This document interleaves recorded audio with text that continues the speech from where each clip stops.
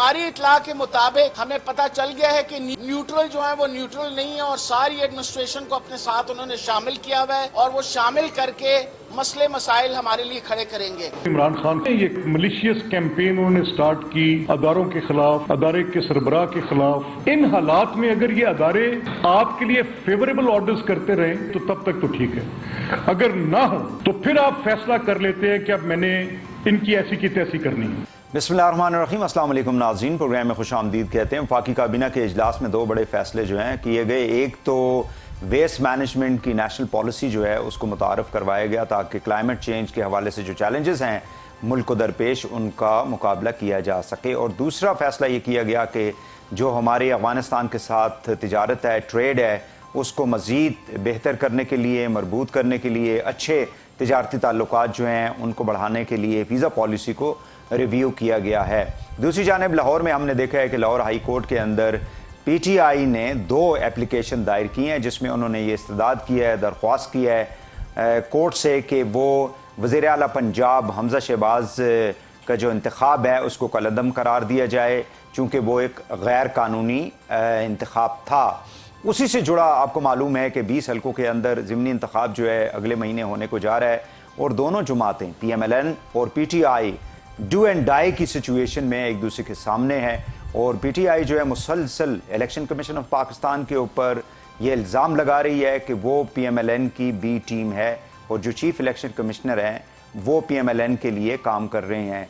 साथ ही साथ उन्होंने ये भी इल्ज़ाम लगाया है कि पंजाब की जो गवर्नमेंट है वो तमाम सरकारी जो मुलाजमीन हैं, जो आला ओहदों के ऊपर हैं, वो उनका इस्तेमाल करके धांधली करेंगे और इस किस्म के इंतखाब को हम कबूल नहीं करेंगे। सो पहले ही उन्होंने डिटरमिन कर लिया है कि अगर वो PTI हार जाती है, शिकस्त उसको होती है पंजाब के अंदर, तो वो इलेक्शन की जो नताइज हैं उनको मानने से इनकार करेंगे। इन तमाम इश्यूज़ के ऊपर हम बात करेंगे। मेरे साथ मौजूद हैं कमल शोज़ब साहिबा, आप विमेन विंग जो तहरीक इंसाफ का है पाकिस्तान का, उसकी आप सदर हैं और फॉर्मर MNA हैं। बहुत शुक्रिया आपका कमल शोज़ब साहिबा, आपने हमें ज्वाइन किया। काइंडली ये मुझे बता दें कि आज लाहौर हाई कोर्ट में आपकी पार्टी ने हमज़ा शहबाज साहब को गैर आइनी तौर पे उन्होंने कहा है कि उनका इंतखाब हुआ है, लिहाजा उनका जो इंतखाब है एज अ चीफ मिनिस्टर उसको कलअदम करार दिया जाए, जिसके ऊपर उन्होंने अटॉर्नी जनरल को, एडवोकेट जनरल को और चीफ मिनिस्टर को जो है जवाब तलब उनसे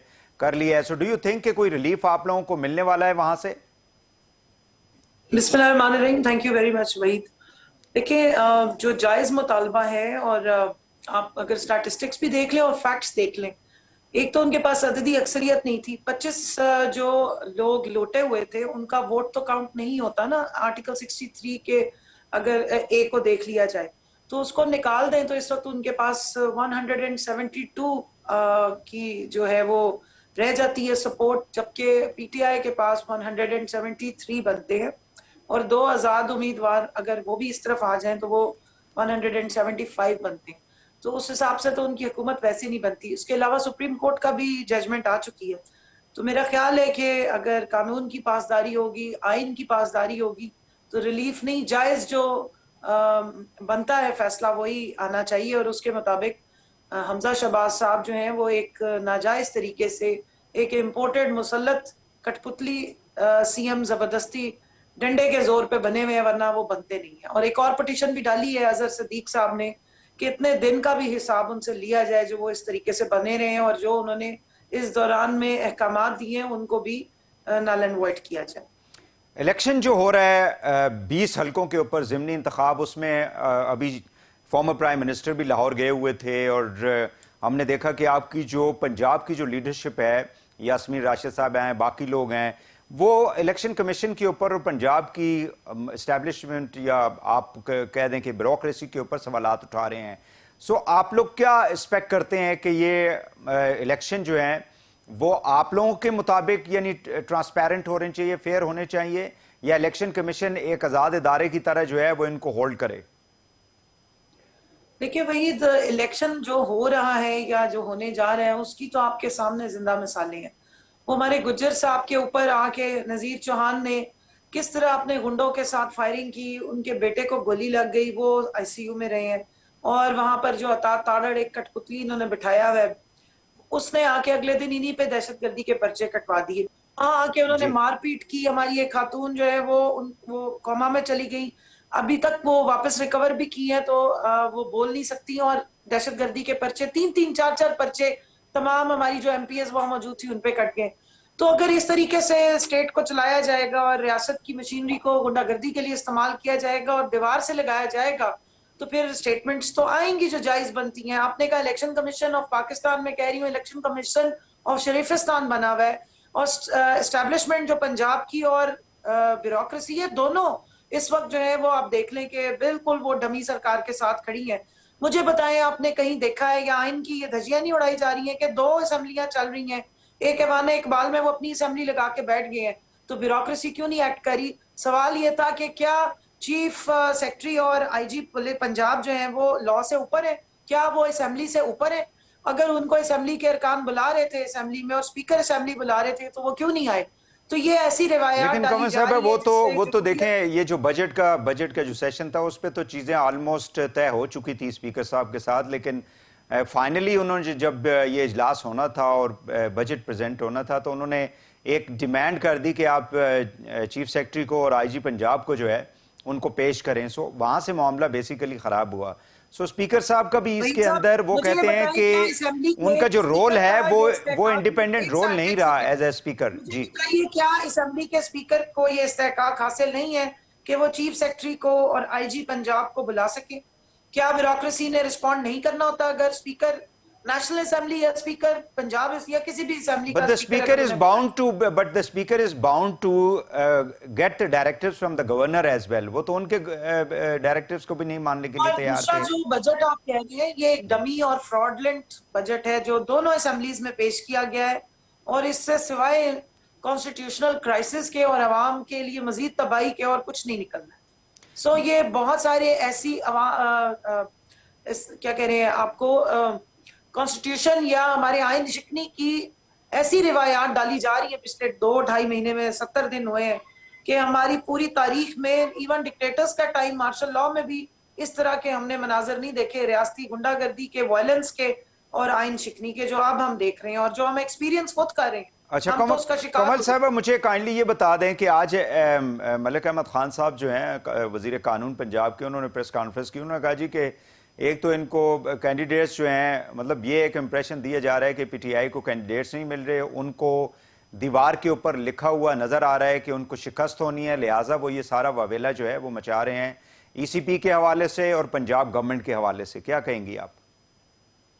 देखिए जी, चोर मचाए शोर, किसी कॉन्स्टिट्यूंसी में इनके लोग इस वक्त जाके अपनी कैंपेन नहीं कर पा रहे हैं। आप मेरी बात सुने, मैं आपको एक जमाने से जानती हूँ, मुझे बता दीजिए, जर्नलिस्ट हैं आप माशाल्लाह, तो आजकल की जो महंगाई जिसका नाम लेके वोट ऑफ नो कॉन्फिडेंस की मोशन डाली गई थी और जिसको हमारी चलती हुकूमत को गिरा के साजिश के जरिए ये आए हैं, मुझे बता दें, इस होशरुबा महंगाई में जब रोजाना बिजली की प्राइसेस बढ़ी हैं, गैस की प्राइसेस बढ़ी हैं, ना बिजली आती है ना गैस है, और तेल की कीमतें बढ़ी हैं और आम खाने की चीजों पे शॉर्टेज हो गई है, वो बढ़ी है। कौन सा ईमानदार शख्स जो तनख्वाहदार हो या अच्छा भी कमाने वाला हो गुजारा कर सकता है? ये इनके लोग तो अवाम में निकल ही नहीं सकते, ऊपर से लोटों को इन्होंने वहां पर सीटें दे दी हैं, वो अपनी किसी कॉन्स्टिट्यूंसी में जाके इस वक्त कैंपेन नहीं कर सक रहे। ये सिर्फ प्रोपेगेंडा है, क्योंकि इन्होंने इस दफा माशाल्लाह से ये हमारे साथ लड़ाई लेकिन अभी की जो इस वक्त जो एनर्जी का क्राइसिस है, महंगाई है, ये सारा कुछ है, वो आप लोगों को मूरज़ इल्ज़ाम ठहराते हैं कि आईएमएफ के साथ एक बैड डील की है आपके दोनों फाइनेंस मिनिस्टर ने, हफीज शेख साहब ने, देन फॉलोड बाय शौकत तरीन साहब, जिसकी वजह से आज मुल्क जो है वो यहाँ तक पहुंचे है, और अगर ये हुकूमत ये मैय्यज़ ना ले तो फिर ये पाकिस्तान जो है वो डिफॉल्ट में चला जाएगा। तो मेरी बात सुने, ये कौन सा इलेक्शन जीत के आए हैं? ये एक चलती हुकूमत को गिरा के आए हैं और दावे करके आए हैं कि हमने वोट ऑफ नो कॉन्फिडेंस वो कहते हैं हमने पास किए है पार्लियामेंट के जरिए। कराया था? उसकी रीजन दी थी कि हम महंगाई खत्म करेंगे, ये हुकूमत जो है वो सही नहीं चला रहे, हम आके चलाएंगे। मिफ्ता इस्माइल और शाहिद खान अब्बासी तो बड़े एक्सपीरियंस, बड़ी इनकी तो जबरदस्त साइंसदानों की फौज थी। ये तो कहते थे कि 75 रुपए लीटर होना चाहिए, तो मांगते नहीं थे कि महंगाई को इंटरनेशनली हो रही है। ये तो कहते थे कि इस हुकूमत ने महंगाई की है। आईएमएफ के मुआहदों को, ये अगर हमारे ही मुआहदे किए वो को पूरा करने आए थे तो हम खुद कर लेते। हमने तो जाना था 1 साल बाद अवाम के पास और बाय द वे 2019 से लेके 2022 तक मार्च 9 अप्रैल 2022 तक हम अपने मुआहदों के समेत सारा कुछ बेहतर कर रहे थे। इकोनॉमिक सर्वे को इन्होंने खुद इंडोर्स किया है। ये 2 महीने में ऐसा क्या कारनामा हो गया कि इनके आते ही हर चीज चेंज होगी और ये हमारे ऊपर इल्जाम तराशी करें? भाई इल्जाम तो आप पहले भी लगा रहे थे, तो आप अपोजिशन में बैठ के इल्जाम लगाते रहते। हम अपनी परफॉर्मेंस को खुद जाके वो कहते हैं आप लोग लैंड माइंस जो है बिछा कर गए हैं, यानी बारूदी सुरंगें जो है वो बिछा कर गए हैं। पेट्रोल की प्राइसेस प्राइम मिनिस्टर ने फिक्स कर दी है 4 महीने के लिए। अनफंडेड सारा सब्सिडी थी जिसको आईएमएफ ने अपने एक प्रेस रिलीज के अंदर भी उसका तस्करा किया। ये आर्गुमेंट वो देते हैं। गलत आर्गुमेंट है ना जी। हम तो कह रहे हैं कि आपने हमारी चलती हुकूमत बहाना बना के साजिश करके एनआरओ 2 लेने के लिए गिराई, और अब आपका मईशत के ऊपर ना ध्यान था ना एक्सपर्टीज थी। वही सागडार है, वही मिफ्ता है जिसको पहले इस्तेमाल करके मुल्क पे $20 बिलियन का करंट अकाउंट डेफिसिट छोड़ा था। आपने मेरे साथ कितने शोज किए, मैंने आपको इकोनॉमिक स्टैटिस्टिक्स बताए थे जो हमने इनहेरिट किए थे 2018। लैंड माइंस उसको कहते हैं बिछाना, कि आने वाली हुकूमत के लिए लैंड माइंस बिछा के गए कि इलेक्शन जीत के वो आएंगे। इन्हें पता था ये जीत तो नहीं सकेंगे क्योंकि इनकी परफॉर्मेंस ऐसी थी। अब तो इन्होंने एक चलती हुकूमत गिराई और हम लैंड माइंस बिल्कुल नहीं बिछा रहे थे। हमें तो रात के 12 बजे डरा धमका के आर्टिकल 6 के ताने मार के पुलिस वैन्स प्रिजन वैन्स मंगवा के तो हमें तो निकाला गया जबरदस्ती। ये हमारी हुकूमत चलने देते, हम खुद जिम्मेदारी ले लेते। और मुझे आप बता दीजिए कि वोट ऑफ नो कॉन्फिडेंस में जो ये दावे करते रहे कि हम बहुत जबरदस्त हैं और इन्होंने जो चोर दरवाजे से ये जोड़ तोड़ की, अब तो इनके एलाइज ने खुद बोलना शुरू कर दिया है। कल असलम बुतानी साहब ने स्टेटमेंट दी, आपने सुना नहीं है? वो क्या कह रहे हैं कि कॉलेज जहां से आती है उनके जरिए तो हम अपने काम करा रहे हैं, और इन्होंने हमें जिस तरीके से कहां से कॉलेज आती हैं? बीएपी वाली कहां से कॉलेज आती हैं? देखिए जी, हम तो कह रहे हैं न्यूट्रल को कि न्यूट्रल ही रहें। आप अमूरे जो कमल साहिबा, आप लोगों की लीडरशिप का थोड़ा सा जो है ना वो एक थोड़ी सी कंफ्यूजन दिखाई देती है। एक जगह पे खान साहब कहते हैं जी कि न्यूट्रल जो है वो उनको न्यूट्रल रहना चाहिए, एक जगह पे फिर वो कहते हैं जी कि जब मुल्क तबाही की तरफ जा रहा हो तो न्यूट्रल्स को न्यूट्रल नहीं रहना चाहिए। कभी वो कहते हैं जी कि गार्ड के होते हुए अगर कहीं पे डाका डाला जाए तो उसको बचाना चाहिए। So there is no clarity in PTI's leadership, you know. बयानिया बता रही हूँ आपका बयानिया मैं बिल्कुल ठीक कर।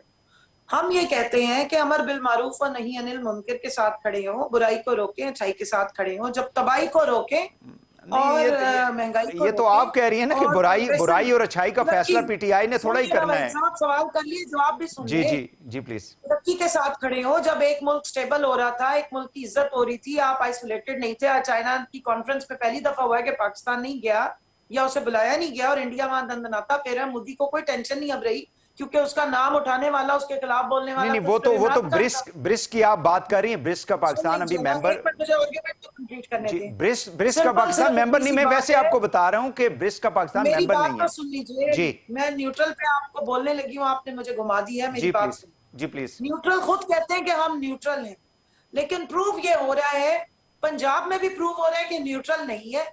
और नेशनल असेंबली की स्पीचेस जो इन्हीं के एलाइज कर रहे हैं वो भी कह रहे हैं कि न्यूट्रल नहीं है, वो अमूरे हुक्मरानी में मुदाखलत कर रहे हैं। और इस पीडीएम की जो गवर्नमेंट है इसको फुल सपोर्ट करेंगे। मैं तो नहीं कह रही, ये तो नेशनल असेंबली की स्पीचेस कह रही हैं। तो मैं सवाल पूछ रही हूँ कि या तो आप बाकी तो वो तो खान साहब खुद कहते थे कि जो प्राइम मिनिस्टर होता है, जो गवर्नमेंट होती है, सारी रियासत के इदारे उसके साथ होते हैं। ये बात तो आप मानेंगी ना? तो मुदाखलत वहां करें जहां पाकिस्तान को फायदा हो, जहां पाकिस्तान गड़े में गिर रहे हैं वहां मुदाखलत करके अपनी आप सपोर्ट देंगे तो लोग तो सवाल पूछेंगे। और हम भी आजी से सवाल पूछने के मजाज हैं क्योंकि हम टैक्स पेयर हैं, और असेंबली में अगर सवाल उठ रहे हैं तो हम भी सवाल पूछेंगे कि आप तो अपने आप को न्यूट्रल कहते हैं, हम तो नहीं मानते कि कोई न्यूट्रल हो सकता है, लेकिन फिर उस तरफ का क्यों? देखें कंवल साहिबा, जब गवर्नमेंट के साथ जो भी गवर्नमेंट होती है, सारे रियासती इदारे गवर्नमेंट के साथ होते हैं, मतलब they are part of the executive. ये तो खुद प्राइम मिनिस्टर खुद कहते थे, former prime minister Imran Khan साहब कहते थे ना। ये आखिरी 1 महीना जो वजीर आजम इमरान खान साहब जिस दिन 9 की रात को निकले, उससे पहले हमारे रियासत के इदारों ने कह दिया कि हम न्यूट्रल हो गए। अब साजिश होती है, मुदाखलत होती है, हम न्यूट्रल हैं, होने दे। सो इसी पे ही हमारा सवाल है और यही हमारा चैलेंज है कि ऐसे नहीं, फिर लेकिन नहीं होना पार्लियामेंट के अंदर नो कॉन्फिडेंस को तो आके एमएनएस को तो नहीं कोई पकड़ पकड़ के कह सकता आप इधर हो जाएं उधर हो जाएं, ये कर लें वो कर लें। दैट इज पूछे अ ना, पार्लियामेंट्री प्रोसेस, कल सवाल दिस इज अ उन्होंने कर डेमोक्रेसी, दिए। This is not a dictatorship. नहीं, there is no democracy, I am sorry. Bhutani साहब को बुलाएं, उनका माइक खुला रह गया तो उन्होंने नाम भी लिया है कि हमें कहां से कॉले वो आती है तो और किसके आसिफ अली कहने पे जरदारी हमारे साहब काम का हो कह जाते रहे हैं। हैं कि उनकी मोहब्बत में हम आए हैं। जी, बजाहिर तो उन्होंने यही कहा कि, और उनके जिनके हमें फोन भी आया करते हैं उसका भी कहा है। और खालिद मक्सी की भी आप सुन लीजिए कि अच्छा, वो एक क्या कह आखिरी रहे हैं। सवाल आपसे, मुझे ये बताएं कि मेरी भी बात आज सुन ले। जी JUIF ने अपने ही एलाइज पीपल्स पार्टी के खिलाफ आज प्रेस कॉन्फ्रेंस कर दी और वायलेंस इंडोर्स किया है सिंध में जो इलेक्शन हुए। हम तो कहते हैं तो हमारी सुनते नहीं क्योंकि हमें तो आइसोलेट किया गया है। उधर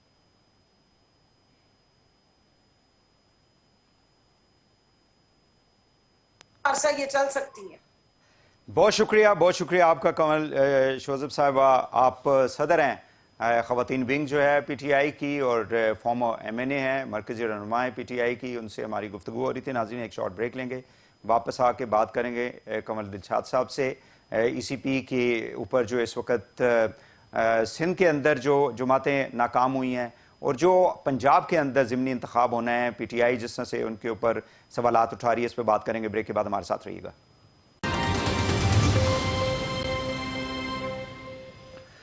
वेलकम बैक नाज़रीन। आपको मालूम है कि सिंध में जो लोकल बॉडीज़ के इलेक्शन हुए 14 अजला के अंदर, उसके ऊपर काफ़ी ज़्यादा सवालात जो है वो हारने वाली जमातों ने उठाए हैं। इसमें MQM जो कि इस वक्त इत्तेहादी भी है हुकूमत की मरकज़ के अंदर पीपल्स पार्टी के साथ, इसी तरह JUIF जो है उन्होंने भी बड़ा शदीद एहतजाज किया।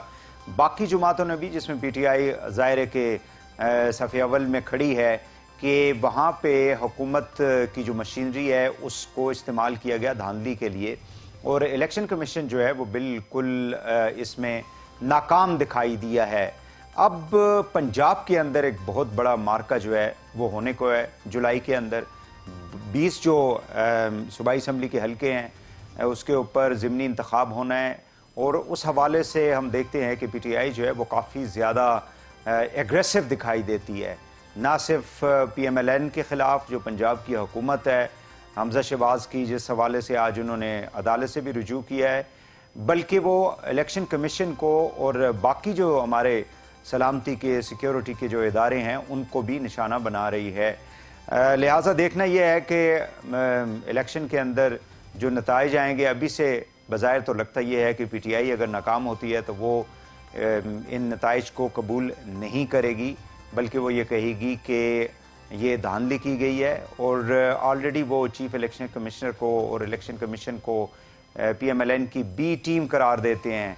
सो इस तनाजुर में एक बड़ा इम्पॉर्टेंट जो रियासत का इदारा है वो किस तरह से अपनी साख को भी बचाएगा और एक फ्री फेयर ट्रांसपेरेंट इलेक्शन जो है उनका भी इनेकाद कर पाएगा, इस पर हम बात करेंगे। मेरे साथ मौजूद है जनाब कमर दिलशाद साहब, former secretary election commission of Pakistan और पिछले एक अरसे से बहुत ज़्यादा इन्होंने लिखा है इलेक्शन लॉस के ऊपर, रीजन के अंदर जो इलेक्शन होते रहे दुनिया के अंदर, और इलेक्शन कमीशन का जो एक किरदार है उसके हवाले से काफ़ी ज़्यादा सजेशंस भी दिए हैं उन्होंने मुख्तलिफ गवर्नमेंट्स को। बहुत शुक्रिया कमर साहब, आपने हमें टाइम दिया। सबसे पहले तो मुझे ये बता दें कि पंजाब के अंदर अब ये इंतखाबात होने वाले हैं ज़िमनी, ताम हम देखते हैं कि इसमें इमरान खान साहब और उनकी जो बाकी पार्टी के लोग हैं वो बहुत ज़्यादा खुले तौर पे इलेक्शन कमीशन के ऊपर हमले कर रहे हैं, उसको निशाना बना रहे हैं।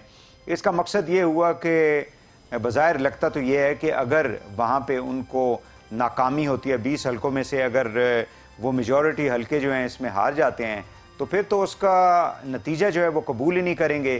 तो ये एक मुतनाज़े किस्म के बाई इलेक्शन जो है उसकी तरफ हम बढ़ रहे हैं।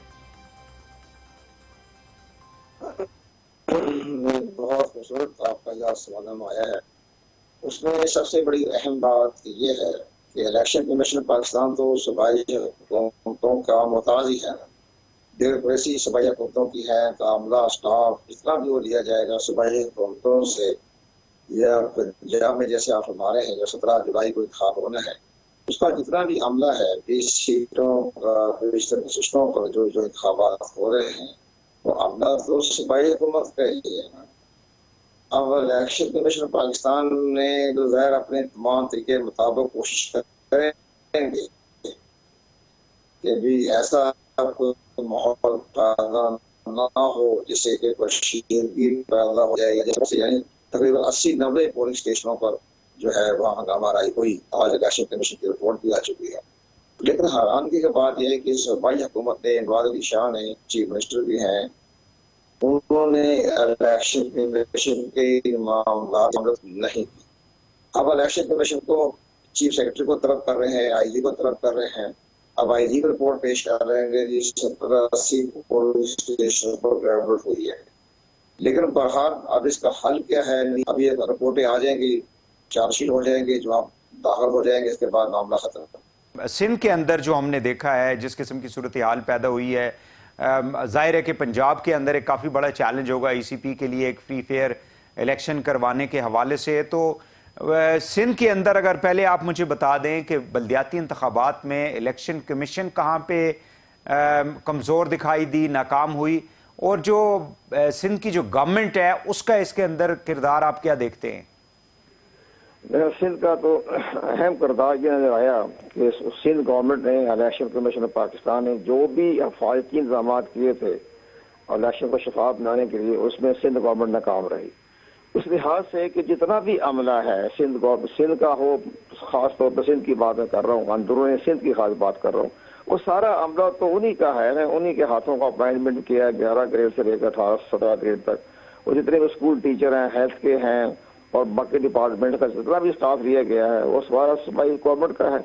और सूबाई गवर्नमेंट का जो मामला ऐसा चल रहा है, जो स्टाफ उनके महोने मिन्नत है, उनका असर रसूख भी हो रहा है। पोलिंग स्टेशन पर कब्जा भी किया गया, हुआ भी किए गए, धमकियां भी दी गई, पोलिंग स्टाफ को भी धमकियां दी गई। ये सारे एमएनए एमपी थे जो धमकियां दी हैं। अब इलेक्शन कमीशन पाकिस्तान ने यहाँ तो बड़ा सख्त स्टैंड लिया था डस्के में तो, और बहुत सख्त स्टैंड लिया, और उसके बाद दोबारा भी इंतखाबात करवा दिए। अब यहाँ ये सूरत हाल पैदा हो रही है कि यहाँ इलेक्शन कमीशन ने तलब तो किया है, आईजी को भी किया है, चीफ सेक्रेटरी को भी किया है, उनके जवाबात भी हासिल किए जा रहे हैं, लेकिन हासिल कुछ नहीं होना। अब ये मामला ये हासिल क्यों नहीं होना, और क्या ये इलेक्शन जो है ये कलअदम करार दिया जा सकता है 14 के 14 अजला के अंदर? नहीं, तकरीबन जैसी रिपोर्टें आ रही हैं तो तकरीबन 80 पोलिंग स्टेशनों पर तो दोबारा इंतखाबात हो जाने चाहिए।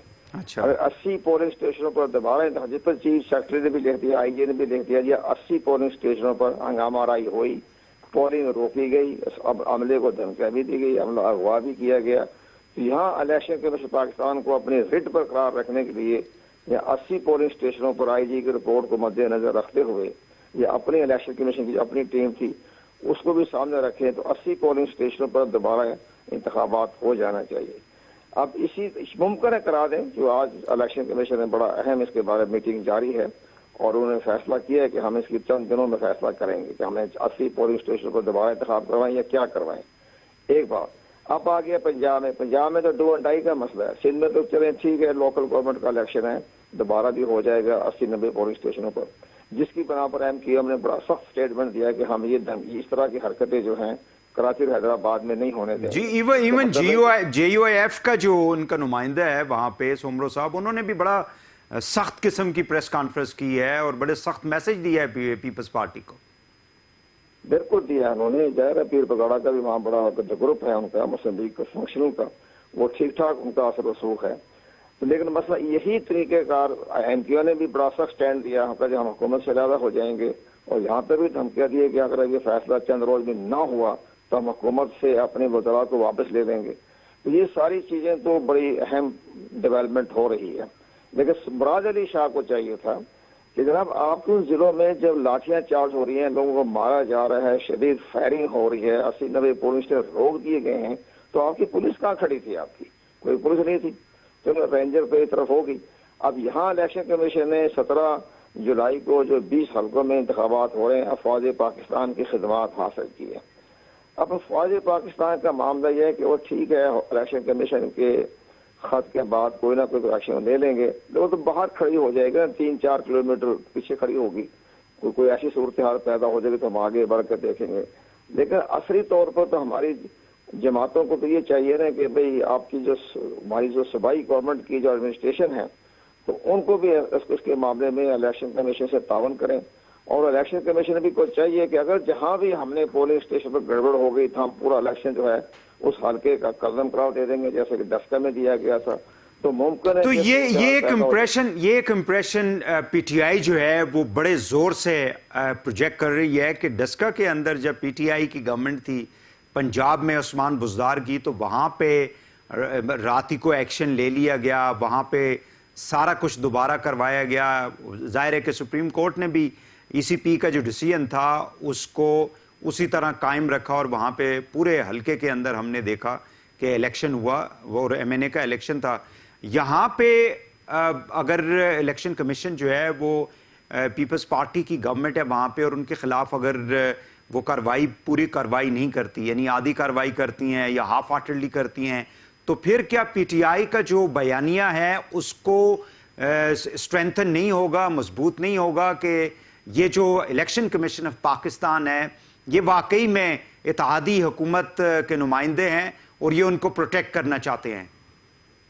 नहीं, ये तो बात, अगर इन्होंने एक्शन ना लिया और 80-90 पोलिंग स्टेशन पर दबाए इंतखाबात ना करवाए, मुतलका स्टाफ ने एक्शन ना लिया, डिप्टी कमिश्नर को सस्पेंड नहीं किया जैसे कि उन्होंने दस्का में किया था, तो फिर ये इमरान खान का जो स्टेटमेंट है या इल्जामात है वो हकीकत का रंग इख्तियार कर सकता है। बिल्कुल दुरुस्त है, बिल्कुल गैर जानदार तरीके से हम बात आपके सामने करना चाहेंगे कि ये इसलिए इलेक्शन कमीशन के लिए भी इम्तहान है, आजमाइश का वक्त है कि 17 जुलाई से पहले वहाँ अपना एक्शन ले लें। चंद हल्कों में चंद जिलों के डिप्टी कमिश्नरों को सस्पेंड कर दें, पुलिस ऑफिसरान को, एसपी को, एएसपी को सस्पेंड करें, जैसे डस्का ने किया था। डस्का तो पूरी गुजरावाले की प्राइमरी उन्होंने तब्दील करवा दी थी।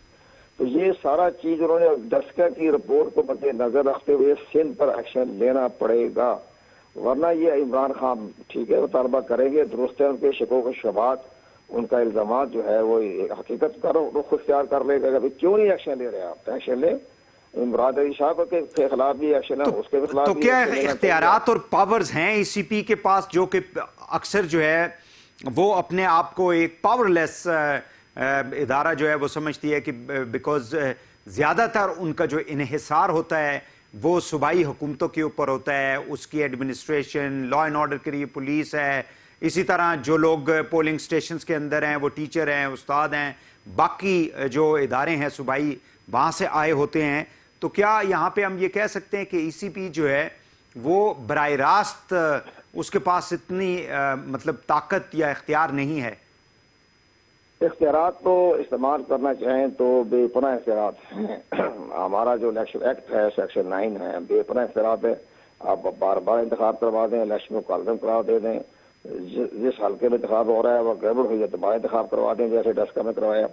लेकिन ये साथ साथ उन्होंने जैसा कि इलेक्शन कमीशन ने जो डस्का में एक्शन लिया था कि पूरे गुजरावाले की पूरी इंतजामिया सस्पेंड कर दी थी, तमाम का ट्रांसफर कर दिया था। तो अब इन जिलों में जैकबाबाद में, लाड़काना में, घोटकी में, जहाँ जहाँ जिन्होंने लाठियाबाजी चली है, फायरिंग हुई है, उन इलाकों के जिलों के डिप्टी कमिश्नर को तब्दील किया जाए। तब्दील करना आसान है, उसको कोई सजा नहीं होती, लेकिन सस्पेंड करें, एक्शन लें, वो तो करना पड़ेगा। अगर उन्होंने सिंध के को मद्देनजर रख के फैसला ना किया तो पंजाब का 17 जुलाई को इलेक्शन इंतहाई एक तसादम भी होगा, लड़ाई झगड़े भी होंगे और पोलिंग स्टेशन पर कब्जा भी हो जाएगा। अब वो ये महसूस करेंगे जी हमने पोलिंग स्टेशन पर कब्जा कर लिया, स्टैंप लगा दी, कामयाबी रात को 9 बजे अनाउंसमेंट कर दिया, तो इलेक्शन कमीशन क्या कर लेगा? तो फिर ये चीज जो है इमरान खान को भी फायदा पहुंचेगी और हमारे आवाम को भी, वोटर्स को भी नुकसान पहुंचेगा। इलेक्शन कमीशन तो काम ही नहीं किया, तो यहाँ सख्त कदम उठाना पड़ेगा। और मुमकिन है मैं चंद रोज में मैं चीफ इलेक्शन कमीशनर साहब से मुलाकात करूंगा, मैं उनसे रिक्वेस्ट करूंगा कि जहाँ ये 20 हल्कों में इंतखाबात हो रहे हैं, इन हल्कों के डिप्टी कमिश्नर को और उस इलाके के कमिश्नर को तलब करके आप कह दें कि मैं डस्का की रिपोर्ट को मद्देनजर रखते हुए तुम्हारे खिलाफ एक्शन लूंगा, तो फिर मुमकिन है कि ये गड़बड़ ना हो सके, पोलिंग स्टेशन पर कब्जा ना हो सके, वरना तो अपने। अच्छा कंवर साहब, आपने कहा है कि दोनों जमातों के लिए एक डू एंड डाई की सिचुएशन है, बिकॉज एक पाकिस्तान के आबादी के एतबार से पंजाब यानी 12 करोड़ आवाम का सूबा है और वहाँ पे एक हमजा साहब की हुकूमत है, उन्होंने अपनी हुकूमत को बचाना है। पीटीआई अपनी अनाह की खातर जो है वो इनको चलता करना चाहते हैं। तो इस सूरत हाल में अगर जेन्युइनली भी अगर पीएमएलएन जो है वो वहाँ से जीत जाती है तो डू यू थिंक कि पीटीआई जो है वो फिर ईसीपी को माफ कर देगी, इजीली जाने देगी कि भाई वहां पे तो इन्होंने जानबूझ के धांधली की है और ये उनके साथ मिले हुए हैं? नहीं, पहली बात यह है कि इनको चाहिए कि सियासी जमात खास तौर पर पीटीआई जो कि बहुत मुकाबला करने के इसमें आई हुई है, अगर ऐसी अटैक करना चाहती है तो अपने पोलिंग एजेंट्स को तैयार रखें, पोलिंग एजेंट्स को पोलिंग स्टेशन से बाहर ना निकलने दें। ये सबसे अहम बात यही होती है कि पोलिंग एजेंट्स वहाँ बैठा होगा तो फिर कोई भी मामला जो है वो गड़बड़ करने की मिजाज नहीं होगा। सिंध में तो पोलिंग एजेंट बैठे हुए थे, तमाम पोलिंग स्टेशन खाली पड़े हुए थे, लेकिन यहाँ ये है कि कम से कम पोलिंग एजेंट्स जो है या अपनी जो टाइगर फोर्स, जिस पर इमरान खान को बड़ा नाज और फख्र है, तो अपनी टाइगर फोर्स में 20 हल्कों में खड़ा करने के लिए उनके लिए क्या मुश्किल काम है, अपनी टाइगर फोर्स खड़ी कर दे, तमाम पुलिस स्टेशन के बाहर खड़ी कर दे। ठीक है कमर साहब, मुझे फाइनली ये बता दें कि फौज का इसके अंदर क्या किरदार आप देखते हैं? बिकॉज अनफॉर्चुनेटली हमारी जो हारने वाली सियासी जमातें होती हैं वो हमारे फिर उन इदारों को भी निशाना बनाती हैं, उनको तनकीद का निशाना बनाती हैं, उनके ऊपर हमले करती है, जो कि इस इलेक्शन प्रोसेस के अंदर शामिल होते हैं। तो जितने भी पोलिंग स्टेशंस हैं, डू यू थिंक कि वो अपने आप को इनसे दूर रखेंगे और ईसीपी को भी बताएंगे कि we are here just for the law and order position?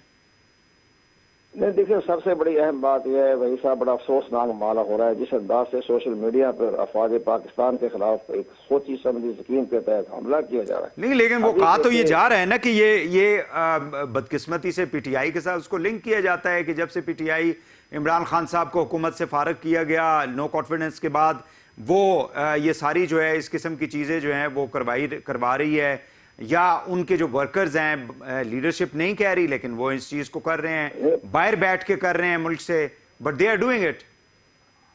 फौज पाकिस्तान को अगर आना चाहती है इलेक्शन कमीशन के खत के मुताबिक तो फिर आर्टिकल 245 के तहत आए और तमाम ऑस्ट्रेलियन पावर के साथ आए आर्टिकल 245 के तहत, कि जहां भी वो देखे वो अरेस्ट भी कर सके, गिरफ्तार भी कर सके, और सूरत देखे बाहर खड़े होकर 3 किलोमीटर पर खड़े होकर देखते रहेंगे तो आर्मी का तो वो रहा ही नहीं। जो पिछले जमाने में दबदबा था, स्टिक लेकर खड़ा हो गया तो पूरा इलाके जो है वो खामोश हो गया, वो तो जमाना कि यार सोशल मीडिया तो बिल्कुल बेइंतहाई तरीके से बेहुदा अंदाज के खिलाफ कैंपेन चलाई हुई है। अभी देखें, मुझे बड़ी हैरानगी हुई कि जो इलेक्टोरल रोल्स की जो है इनका कोई पीटीआई का नुमाइंदा, किसी पार्टी पर पीटीआई का नुमाइंदा है, तो वो इलेक्टोरल रोल्स को लेकर खड़े होकर फेंक रहा है और साथ साथ हमारे chief of the army staff को और DGISI को बुरा भला कह रहे हैं। तमाम सोशल मीडिया पे आया हुआ तो वो देख रहे हैं कि भी सोशल मीडिया क्या करने की जरूरत पड़ रही है। लेकिन बहरहाल आर्मी को तो स्टैंड लेना पड़ेगा, और आर्मी को स्टैंड ना लिया तो फिर डू एंड डाई वाली पॉलिसी और पंजाब में शदीद जो है इस पर हंगामाराई होगी पोलिंग स्टेशन पर, और इमरान खान मुकम्मल तौर पर अपनी फोर्स के साथ वहाँ खड़ा होगा। बहुत शुक्रिया कमर दिलशाद साहब, साबिक़ secretary election commission of Pakistan. नाज़रीन हमसे बात कर रहे थे जो इस वक्त सूरत हाल है, हालिया जो इलेक्शन हुए सिंध के अंदर और आने वाले जो इंतखाबात हैं, और वो दोनों पार्टियों के लिए, जैसे मैंने पहले भी कहा है, PTI और PMLN के लिए एक डू एंड डाई की सिचुएशन है। यहाँ पे एक शॉर्ट ब्रेक लेंगे, वापस आके हम बात करेंगे पोलियो कैंपेन के हवाले से, क्योंकि नए जो केसेस पाकिस्तान के अंदर आइडेंटिफाई हुए हैं, डेफिनेटली इट्स अ चैलेंज। इसको किस तरह से हुकूमत जो है उस पर काबू पाती है, ब्रेक के बाद बात करेंगे। वेलकम बैक नाज़रीन। पूरे मुल्क में पोलियो के ख़ात्मे के लिए कैंपेन जो है वो चलाई जा रही है, और इस हवाले से आज हमने देखा कि एक अफसोसनाक वाक़या भी नॉर्थ वज़ीरिस्तान में पेश आया, जिसमें 2 पुलिस वाले और एक जो पोलियो वर्कर है उसको मोटरसाइकिल पे सवार लोगों ने, दहशतगर्दों ने अटैक किया और उनको हलाक कर दिया। ताहम हुकूमत पाकिस्तान जो है और सूबाई हुकूमतें जो हैं वो बिल्कुल इस हवाले से क्लियर हैं, और वो चाहती हैं कि पाकिस्तान जो है वो बाकी दुनिया की तरह पोलियो से पाक हो जाए। इस हवाले से हम बात करेंगे। मेरे साथ मौजूद हैं डॉक्टर बिलाल साहब। बहुत शुक्रिया डॉक्टर साहब, आपने हमें टाइम दिया। काइंडली मुझे ये बताइएगा कि ये जो मौजूदा कैंपेन है, इससे बताया जाता है कि तकरीबन 12.6 मिलियन बच्चे जो हैं उनको पोलियो के कतरे जो हैं वो पिलाए जाएंगे। तो पर्पज़ यही है कि पाकिस्तान को पोलियो से पाक किया जाए। जी बिल्कुल, कैंपेन बहुत अच्छे तरीके से चल रही है, मगर जिस तरह आपने जिक्र किया कि नॉर्थ वजीरिस्तान के अंदर जो वाकया हुआ है, ये इंतहाई शर्मनाक है कि एक अवेयरनेस के लिए ये लोग, मतलब मैं तो इनको कहूंगा कि ये लोग सिपाही हैं, जो कि पोलियो के कैंपेन लेके कि आपके बच्चे का, आपका पोलियो खत्म करने के लिए ये लोग रोडों पर निकले हैं और ये गर्मी में और सारा कुछ कर रहे हैं। मगर कुछ ऐसे सेक्ट्स हैं जो समझते हैं कि ये पोलियो की जो कैंपेन है ये गैर इस्लामी है, गैर शरई है, और इस वजह से इस तरह के वाकयात पेश आते हैं। तो ये बहुत शर्मनाक वाकया है और मैं बहुत ज्यादा इसकी हाँ, लेकिन ये जरूरी नहीं है कि ये ऐसे लोग ही हों जो इसको गैर शरई या गैर इस्लामी करार देते हुए, ये तो वो भी हो सकते हैं जो पाकिस्तान के अंदर अमन को ख़राब करने के लिए सारा कुछ कर रहे हैं। और वो जाहिर है कि अफगानिस्तान के साथ हमारी बॉर्डर है, जो ये डिस्ट्रिक्ट्स हैं बॉर्डर के, फॉर्म ऑफ फाटक का एरिया है, तो ये ज़्यादा वहाँ पे हमें अमन व अमान के जो चैलेंजेस है वो हमारी सिक्योरिटी इदारों के लिए, हुकूमत के लिए बहुत ज़्यादा है। So that could be one of the reasons के पूरी दुनिया के अंदर एक मैसेज जो है वो फैलाया जाए कि पाकिस्तान में अभी भी दहशतगर्दी हो रही है। बिल्कुल जी।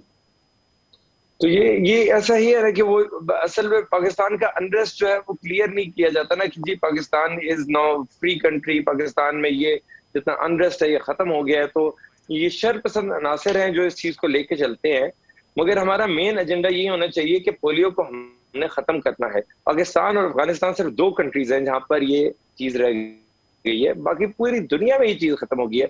हमें तरक्की करना है, हमें आगे चलना है, दुनिया कहाँ कहाँ जा रही है, और हम अपने पोलियो को जो 1950s में पोलियो की वैक्सीन बनी थी, दुनिया पूरी इससे पोलियो से पाक हो गई, पाकिस्तान इससे निकल नहीं रहा।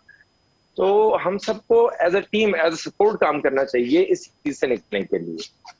बहुत शुक्रिया डॉक्टर बिलाल साहब आपका, आपने बड़ा कीमती वक्त दिया। दोबारा भी आपसे इंशाल्लाह इस मौजू पे बात करेंगे। नाज़रीन, आज के लिए इतना ही, प्रोग्राम से इजाज़त दीजिए। अल्लाह हाफ़िज़।